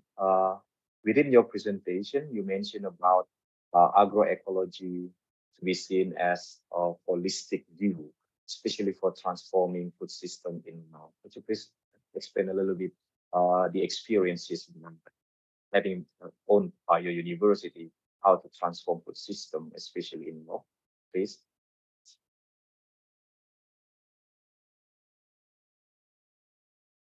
Yeah, for agroecology, we also go to the smallholder farmer to train them what they have in the forest resource, and and try to help them to make the benefit from the forest. And another area like Namkat Jolapa, they also do like ecology, ecotourism. That they try to conservation of the forest, and also they have the rice field, they have the traditional show, they have the to conservation of the fish, of the water, and it's very good and very benefits our lives when we go there. So this is some example that I'm ready to talk about. Thank you very much. So it means that the university has done so many things regarding for transforming this food system, especially in. Once again, thank you very much, Dr. Vongpasith.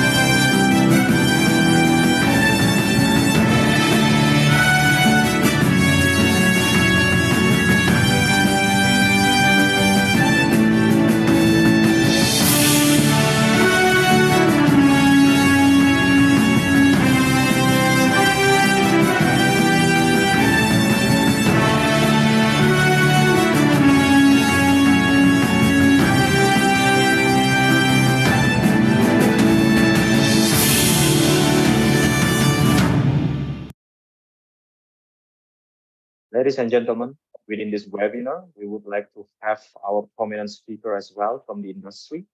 So hereby, I'd like to introduce our next speaker, Dr. Nur Rahman. He is the Chief Executive Officer from Zanim International Corporation, Brunei Darussalam. He received his doctoral degree in the field of veterinary medicine from Bangladesh Agricultural University. So today, he would like to talk about the efforts being done to promote the sustainable agriculture. So please, Dr. Nur Rahman, the stage is yours. Bismillahirrahmanirrahim. Honorable moderator and MC, fellow talented and learned speakers, distinguished guests, ladies and gentlemen, Assalamu alaikum wa rahmatullahi wa barakatuh, and very good afternoon to you all. First of all, thanks to the organizer for inviting me to speak in this very prestigious webinar. I am probably the odd person out among all the university talents. So I'm not working for any university. I work for the government of Brunei. It might be, you might find that how I ended up in Brunei. I was born in Bangladesh, studied in Bangladesh, then I migrated to Australia in 1993, and I studied in Australia as well. Then I have been hired by the government of Brunei as the CEO of Ghanim International. Ghanim International is a 100% Brunei government-owned company, and we have got about 5 brands under the company. Next slide, please. So as a company, our vision is to be an iconic halal brand in the world that excels through innovation and virtue. And as our strategy is to delivering as the global standard brand and the most trusted company for providing halal product solutions. So we want to be a halal product solutions provider for local market and international market. So our missions are very clear: excel and lead the industry and raising the bar of society's lifestyle, solutions through accurate science and innovation, social responsibilities for health and well-being, quality, convenience, and competitiveness, and sustainable brand growth. So when we do sustainable brand growth, obviously we want to be sustainable in terms of the environment as well. So we have, at the moment, we have 4 brands. Brunei Halal Foods brand is our main brand. Then the other initiatives we have recently set up a Brunei Food Industry Development Multi-Purpose Processing Facility. From this facility, we support local SMEs and also local food industries, so as they can come and use this facility as their platform to produce in larger volumes. So our aim is to develop the local food industry in Brunei. And then our next brand is the Junction. Junction is our retail outlets, which is Brunei owned and operated convenience store. And the last one is BLPC, Brunei Local Produce Center. I think BLPC is the most relevant to today's discussion and the webinar. Next slide, please. So we, as an organization, as a country, we strongly believe that there is a strong relationship between the sustainable agriculture, economic profitability, environmental sustainability, and social and economic responsibility. So keeping that in our view, so this government of Brunei is committed to maintain about 65 to 70% of our land still as rainforest, and government is committed to maintain that way. So Brunei government's strong view is to maintain the sustainable environment for Brunei and for international and for the region. Next slide, please. So how we ended up in, this is just a background about the Brunei Local Produce Center. As an organization, our main objective is to provide food security for country, import substitution product, increasing export, diversification of economy, and supporting the local SMEs. So these are the 5 main objectives we have. So with that note, when the COVID-19 hit the country and the world, so our farmers in Brunei, they were in serious difficulty because the local farmers, they have produced and they sell to the local markets, bazaars, every Wednesday and Saturday. So when because of the COVID, when these, we call Tamu or Bazaar, when they were closed, we have been asked as an organization to support the local farmers. So we went around and collected all the producers from the farmers and supplying to the local market, to the retailers, to the corporates, to the local households. That's where, and to the restaurants and so forth. So that's where we started engaging ourselves with the local farmers and the local producers. Next slide, please. So then what we looked at when we started doing this, we found that there's a serious business opportunity and opportunity to support local farmers and local agriculture. With that note, we came up with the 5 objectives, and our current objectives for the buy local produce centers are: number 1, increase productivity of agricultural produce for consistent supply to consumers, and improve good agriculture practices in Brunei, improve livelihood for farmers through market access. That's where our farmers were struggling, because Brunei is a small market, and the farmers, when they grow, they cannot increase their productivity because they may not be able to sell in their own initiatives. Where we stepped in and we bring products into our factory and we further process and pack and store and supply to the local market. And we have planned to go into international market like air freight to Singapore, Dubai, and other markets. So that's how we can actually increase the productivity of agricultural produce in Brunei. Then improve environmental sustainability as well. So our farmers, to make sure that they have the agricultural practices and also they have got the environmental sustainable growth for their producers as well. So, and compliance with international standards. So we want to make sure that our farmers are complying with the international standards so that we can produce this product in a standard facility in a factory, and then we can supply to the local market and to the international market. Next slide, please.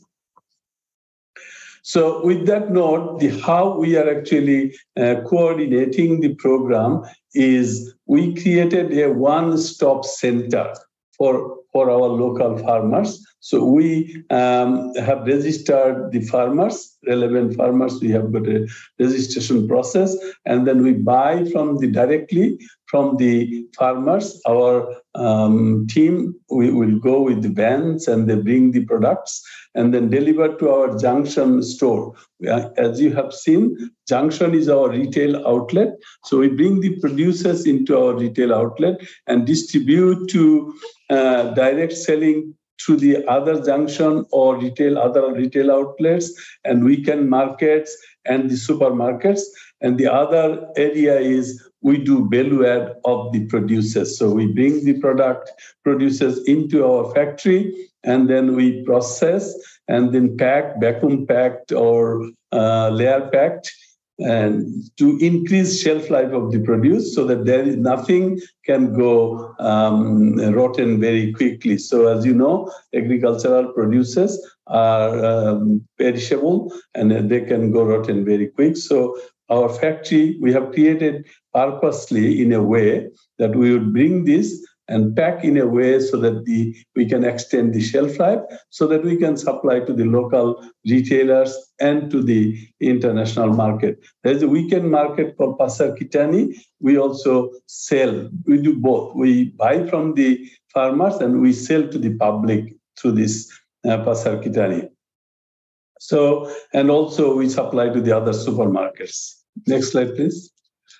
So I think wider market access, what we have done is probably, this is my last slide, my short presentation. So wider market access for local produce. So as an organization, as a government-owned company, our objective is to support the local farmers, local businesses. So we are a local, we are import aggregator and we act as an export aggregator as well. So what we do, we collect the product from the local businesses and local producers, and then we aggregate and supply to the local market, and then we also export to the other market. I'm talking about here only the agricultural producers, but we do that for the other products as well. We have about 115 products in our product list. So we do that. We act as a local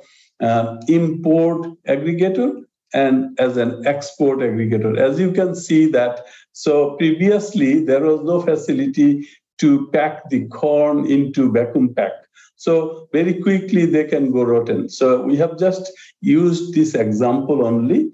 So we would buy whatever the number from our organization. We said whatever the volume you can produce, we will be able to take it. So that gives the farmers the ability to produce more, and they are a bit safe in terms of the producing. So we have got the banana. We buy bananas. We do banana chips and other products from banana. We do pineapple. We buy pineapple, wash, clean, and cut into pieces, pack them, and retail them into supermarkets. So we have planned to. We haven't started exporting yet because our factory just commenced for last 3 months. So we will be exporting to international market. That's how we want to integrate with the local producers and support the local producers, and so that maintain the sustainability in agricultural producers. So I am the last speaker. I understand that everybody must be tired, so I don't want to longer my presentation. As you can see, this is a slide of our different activities. This is our picture of our factory and some of the activities of our team, and also opening of our factory recently. And you can see some of our products here as well. Some of the sample of product pictures, and our aim is to bringing the best of Brunei to the world. So that's our center. Thank you very much for listening to me.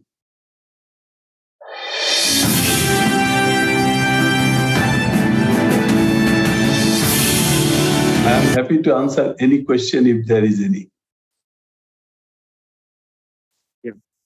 Thank you very much, Dr. Nur Rahman, for your very nice presentation. From the audience, I think we have 1 or 2 questions. I would like to ask you a very short question regarding this initiative. Excuse me? Can you hear me? No, can you repeat that, please? Sorry, repeat the volume, please. Okay, good. Yeah, from your presentation, I've seen that you have this initiative to buy from the local farmers, and then within your one-stop center, you try to elevate, increase the added value, and you also distribute it to the other wholesale markets or other supermarkets. May we know how many local farmers actually involved within this initiative? At the moment, we have about 90 farmers already registered with us, and then there are more farmers will be coming, because our registration process is we want to make sure that the good agricultural practices are there and their producers are reasonably good quality and so forth. So we have about 90 plus farmers, but we are increasing. We are closely working with the Ministry of Primary Resources and Tourism in Brunei, and they are also helping us, coordinating together. We are helping the farmers so that farmers can lift their game. This is an opportunity for the farmers to become to implement the good agricultural practices so that they can be listed with us. So this is an incentive for them. There will be more farmers interested to take this opportunity, because there are more farmers every day. We are getting interested to, this is first of its type. Alhamdulillah, we have taken the initiative. We believe that as a small country, our population is small, so we need to work together to grow. And during the COVID time, we have noticed and we have experienced the shortage of food items. As you know, that Brunei is a import-based country. Our main revenue is from the oil and gas. So during COVID, it was a challenge for us that we would not be able to get products produced from overseas market. So that's why we have taken that seriously, how we can actually do sustainable agriculture, how we can actually support the local farmers and grow our agriculture locally, not only agricultural produce, other food. This is for the food security for Brunei and for the region. Thank you very much, Dr. Nur Rahman. I hope that this initiative will continue to grow. So, ladies and gentlemen, I believe that we have heard very interesting talks, over 5 presenters in here. So, there is one question actually coming to our board. The question is about, what do you think to be the key factors for enhancing food security regionally and globally? I would like to give this opportunity first to Professor Hang Tuah, because we've got limited time previously. So please, Professor Hang Tuah. Well, ASEAN has a role to play. I think that so we should leverage and the strength of each of the country. You know, say that one country can produce rice better than other countries. So this is where we can do barter trade or other trade agreement between ASEAN, so that if we can, as an individual country, be sustainable in terms of our food sovereignty, at least as a regional cooperation entity, the region can be self-sustaining. You know, for example, Malaysia and Indonesia are very strong in palm oil, so we can be the supplier to that for the region, and other region will then complement other food crops for the other usage or within the ASEAN members. So that's my idea. Thank you. Thank you very much, Professor Hang Tuah. So probably Chancellor Jose, would you like to share your mind? All right. I'm gonna move to Dr. Vongpasith probably. Yeah, I would like to add a little bit about the learning outcome from the research for the conservation. You know, the 2 things that we found that for the agroecology, when we train the smallholder farmer, they already have the packet or the product. It's really beautiful. But the problem is the market, you know. This is the keyword for the sustainable. I don't know, is after we train and then they can manage for the sustainable or not. And the second thing about the national park, they try to do national park like ecotourism. And we found the problem when COVID pandemic, you know, this is the problem about on conservation of the national parks. So that is 2 things that I would like to add in here. So thank you. Thank you very much, Dr. Vongpasith. And Dr. Nur Rahman, I would like to repeat once again the question regarding the key factors for enhancing food security globally and regionally, especially in the ASEAN region. Please. Is that to me? Sorry. Yes, yeah. Right. So it's important that our regional cooperation, especially ASEAN can be a very strong force internationally in terms of the agriculture, in terms of the market, and we can probably create the market an opportunity for the growth of our local producers and local farmers. We have very strong agricultural producers in the region. We have got population as well in different countries.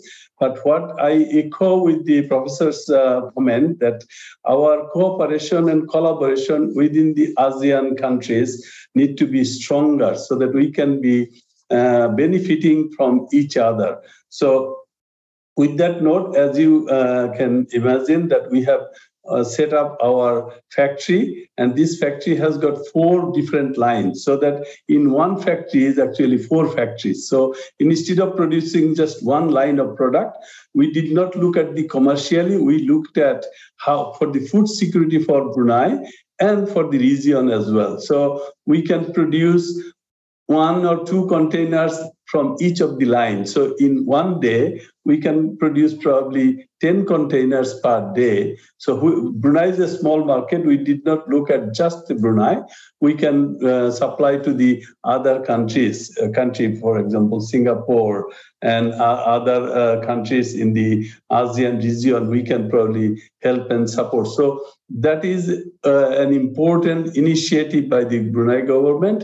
And we can also work together with the other countries, because most of our ingredients and recipes and the raw materials coming from other neighboring countries, from Malaysia, from Indonesia, from Vietnam, from other countries, so and Thailand. So for that matter, it's an important initiative that we have taken, which can help the region seriously. So with that initiative, I would suggest that we can collaborate and organize this kind of webinar so that we can cooperate together to continue to increase and improve our food security for the region. Thank you very much, Dr. Nur Rahman. So, ladies and gentlemen, I believe we have got substantial information regarding our topic today, food security and sovereignty, from our prominent speakers.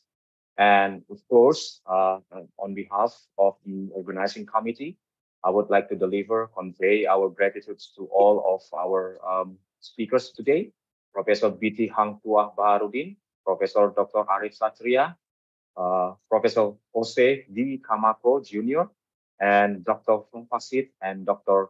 Nur Rahman. I'd like to thank you for your participation throughout these 5 presentations. And with these, I would like to give several remarks on several presentations that we had, such as future food system will need to adjust its supply to sustain rapidly rising global population. That is for sure for us, especially in ASEAN. The future food system should offer food that is affordable to all while providing enough nutritional value. Besides, it also facilitates a positive and also offering really substantial support for the preservation of our land, water, and energy resources, influencing the supply of nutritious food and promoting a higher demand for healthy dietary choices are needed to provide healthy and productive populations, especially in the ASEAN, while lowering the degradation of our environment.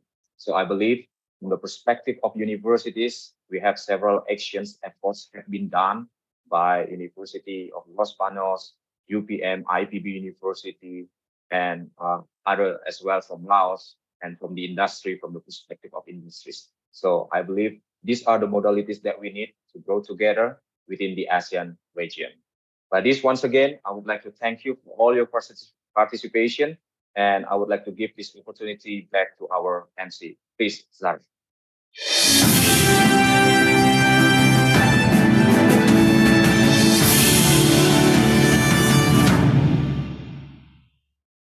Thank you very much, Professor Aziz Boeing, for the moderating a very fruitful discussion today. And of course, thank you so much to all the speakers for presenting us with such an informative and engaging presentation. Ladies and gentlemen, now that we are at the end of our sessions, let us to acknowledge the hard work and decision of our organizing, and big thank you to everyone who involved in this webinar. We also have an important reminder to filling out the form link in the chat box to receive your certificate, and please provide us the valuable feedback. It's a great pleasure to me for being hosting today, and thank you so much and have a pleasant day. Wassalamualaikum warahmatullahi wabarakatuh. Thank you so much. Thank you, valuable Thank you so much, speakers, everyone. Prof. Hang Tuah, Prof. Jose, Dr. Vongpasith, and Dr. Nur Rahman. Thank you very much for the your invitation. participations. Thank you. Thank you very much. Very much Thank you very appreciate much, it. Dr. Nur Rahman. Thank you very much, Prof. Hang Tuah. Thank you very much. Thank you. Hope to see you in Bogor. Good to see you. Thank you. Bye-bye. Assalamualaikum.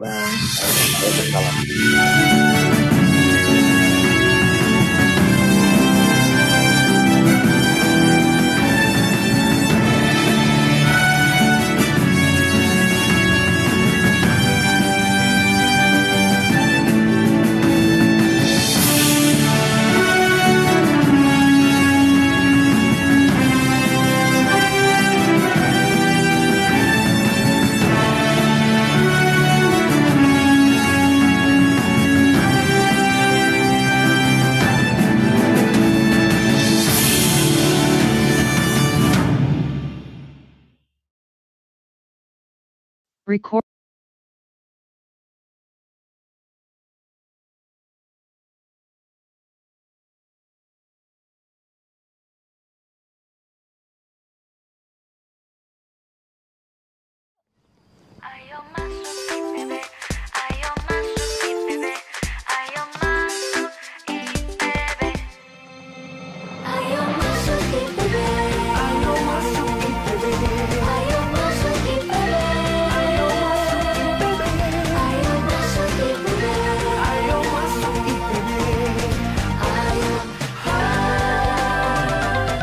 Selamat datang di IPB University, kampus hijau penuh prestasi, dinamis dan penuh karya, unggul akademik dan risetnya.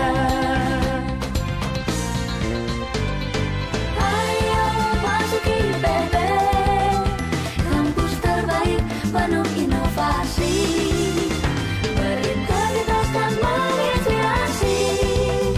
Tunggu apa lagi? Ayo masuk IPB. Beragam fakultasnya, asri dan jauh lingkungannya. 3, 2, 1, go! Here we go! Welcome to IPB University Bogor, lokasinya teduh suasananya. Bertemu teman dari seluruh Nusantara, Jawa, Sumatera hingga Papua. Kita bersama raih asa seluasnya, gapai cita bersama banggakan orang tua.